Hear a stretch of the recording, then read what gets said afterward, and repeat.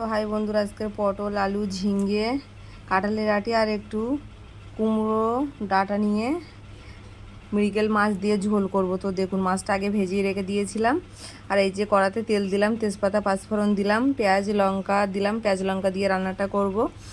ঝিঙে তরকারিতে আমরা আদা রসুন দিই না। তো দেখুন, পেঁয়াজ লঙ্কা পাঁচফোড়ন তেজপাতা দিয়ে দিলাম। এবারে ঝিঙে, আলু, কাঁঠালের আটি আর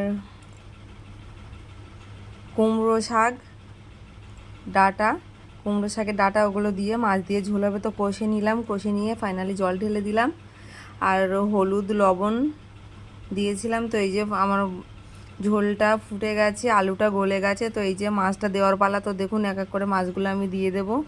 তো এই যে মাছটা দিয়ে দিলাম ঝোলে, ঝোলটা হয়ে গেছে আমার। তারপরে একটু জিরে গুঁড়ো দিয়ে, এই যে জিরে গুঁড়ো দিলাম, জিরে গুঁড়ো দিয়ে এবারে ওটাকে লাভিয়ে নেবো। ঝিঙ্গের তো একটু ঝোল ঝোল না হলে ভালো লাগে না। তো কেমন হয়েছে লাইক কমেন্ট শেয়ার করতে ভুলবেন না। টাটা বাই, দেখা হচ্ছে পরে ভিডিওতে।